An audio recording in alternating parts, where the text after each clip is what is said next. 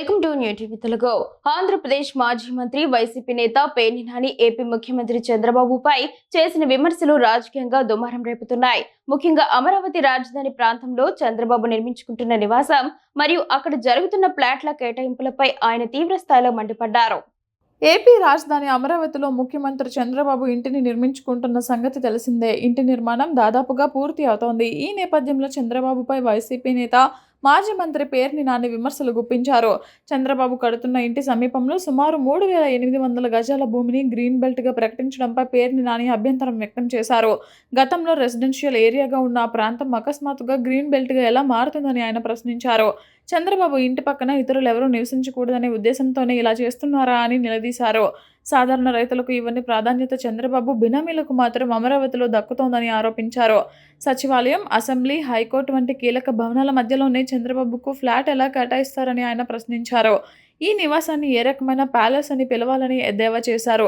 రాజధానిని అవినీతికి కేంద్రంగా మార్చేశారని విమర్శిస్తూ రైతులకు చెందాల్సిన న్యాయం కేవలం కొందరికే పరిమితం అవుతుందని ఆవేదన వ్యక్తం చేశారు. రాజధాని నిర్మాణంలో పారదర్శకత లేదని, కేవలం సొంత ప్రయోజనాల కోసమే నిర్ణయాలు జరుగుతున్నాయని ఆయన విమర్శించారు. అసెంబ్లీకి పక్కన అక్కడ 2024లో వారికి ప్లాట్లు కేటాయిస్తారు. అందరూ కలిసి కంచర్ల కిషోర్ గారు ముఠా అంతా ఉంది. వాళ్ళకి మొత్తం 30 ఎకరాలు వాళ్ళు ఇచ్చారంట. 30 ఎకరాలకి 5 ఎకరాల చిల్లర ఒకటే ప్లాటు సెక్రటేరియట్ ముందు, హైకోర్టు అంటే వీళ్ళ ఇంటి ముందు సెక్రటేరియట్ ఉంటుంది, ఇంటి వెనకాల హైకోర్టు ఉంటుంది, ఇంటి పక్కన అసెంబ్లీ ఉంటుంది, ఇంటి ముందు పెద్ద రోడ్డు ఉంటుంది. 2024లో వాళ్ళకి ప్లాట్ ఇస్తారు అక్కడ. మరి అప్పుడు దాకా 2024 దాకా ఈ కంచర్ల వాళ్ళకి ప్లాట్లు ఎందుకు ఇవ్వలేదు? ఇప్పుడు కొత్తగా ఎందుకు ఇస్తున్నారు? ఎందుకు ఇస్తున్నారన్న 2024లో చంద్రబాబు నాయుడు గారు మళ్ళీ ఆంధ్ర రాష్ట్రం విడిపోయిన తర్వాత రెండోసారి ముఖ్యమంత్రి అయిన తర్వాత ఇప్పుడు మాత్రమే ఎందుకు ఇచ్చారు? 2024లో వాళ్ళకి ప్లాట్ కేటాయిస్తారు. 2025లో చంద్రబాబు నాయుడు గారు కొనుక్కుంటారు. అంటే చంద్రబాబు నాయుడు గారు బయానా ఇచ్చి వాళ్ళకి మాట్లాడుకున్న తర్వాత, మనుషులను మాట్లాడుకున్న తర్వాత వాళ్ళకి ప్లాట్ అక్కడ కేటాయిస్తారు. చంద్రబాబు నాయుడు గారు కొనుక్కుంటారు. నారాయణ గారు కొనుక్కున్నదేమో, నారాయణ గారికేమో నారాయణ గారికి కూడా 2024లో ప్లాట్ కేటాయిస్తారు. చంద్రబాబు నాయుడు అంటే ఇద్దరు డాబా మీద నుంచుంటే, చంద్రబాబు నాయుడు గారు డాబా ఇక్కడ నుంచుంటే, సార్ మీరు అక్కడి నుంచి నారాయణ ఆయనకి ఏకంగానే సార్ వస్తున్నా సార్ అని అక్కడి నుంచి వస్తాడు. ఫోన్లకి ఈయన లెక్కర్లా. అంటే అంత పక్కన ప్లాట్లు తీసుకుంటారు అమరావతిలో. ఆంధ్రజ్యోతి రాధాకృష్ణ గారి పిల్లలు కూడా కొనుక్కున్నారు. వాళ్ళకి ఆంధ్రజ్యోతి రాధాకృష్ణ గారు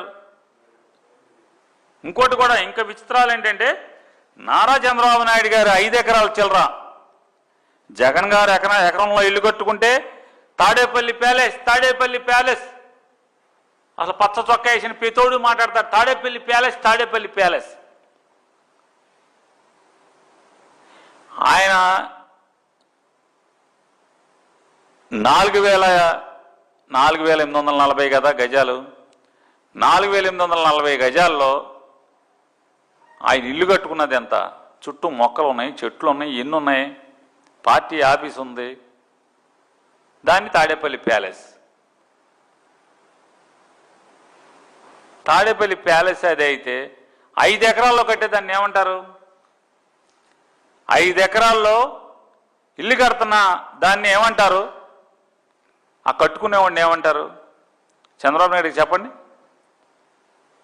ఎంత విచిత్రాలు జరుగుతాయంటే, నారాయణ గారేమో ఏమయ్యా మమ్మల్ని తాకట్టు పెట్టి అప్పు తీస్తున్న నాలాంటి ఉంటాడు.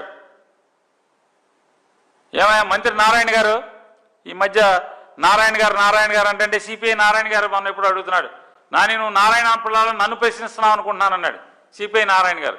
ఇక ఆయన మరి పేరని లేదు, సిపిఐ నారాయణ గారు అని అనాలి, లేదా మంత్రి నారాయణ గారు అనాలి. మంత్రి నారాయణ గారిని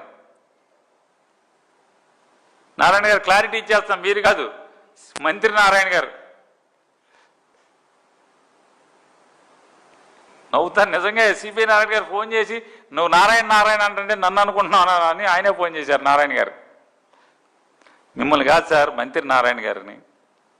పొంగూరు నారాయణ ఏదో ఉంది ఆయన పేరు, పొంగూరు నారాయణ గారిని, చంద్రబాబు నాయుడు గారి గుండికాయ ఏదో కాయ ఆయన.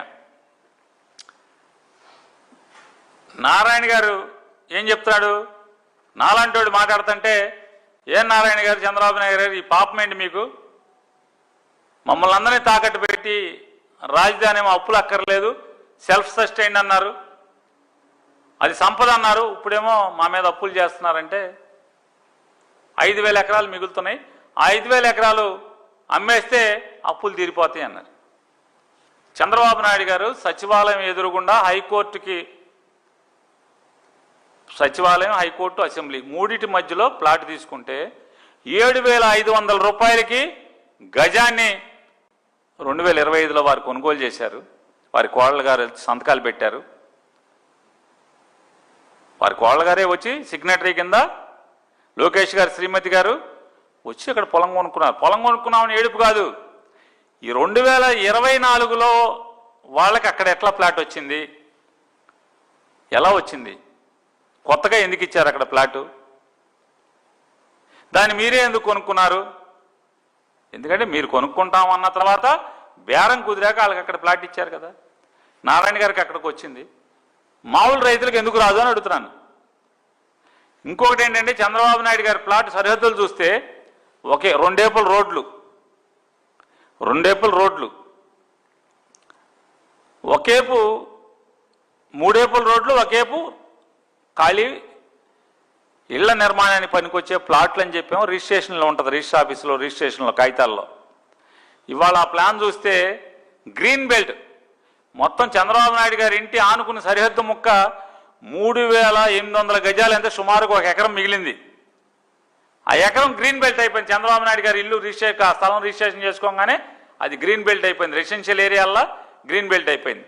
మరి సిఆర్డీఏ ప్లాన్ ఏమైంది అంటే, చంద్రబాబు నాయుడు గారి ఇంటి పక్కన ఎవడు నైబర్ ఉంటాకి లేదు, వాడకట్లో ఎవడో పక్కింటోడు ఎవడు ఉండకూడదు. ఏ మందడం రైతో, లేదా కృష్ణాపాలెం రైతో, లేదా ఏదో కూర రైతు వచ్చేవాడు కదా. పోనీ రాధాకృష్ణ గారికి ఇవ్వచ్చుగా, రాధాకృష్ణ గారు కొడుకు కూతురు కూడా ఇచ్చారుగా, వాళ్ళకి ఏమన్నా ఇవ్వచ్చుగా. లేదు, ఎవడో ఉంటాకి లేదు. పోనీ ఎవడో ఒకటి తెలుగుదేశం కార్యకర్త కన్నా ఇవ్వచ్చు కదా. లేదు, సమస్య లేదు, మొత్తం గ్రీన్ బెల్ట్. అంటే అమరావతి అనే దాంట్లో ఎంత అడ్డగోలుగా జరుగుతున్నాయి, అక్రమాలు జరుగుతున్నాయి అనే దానికోసమే విశదీకరించడానికి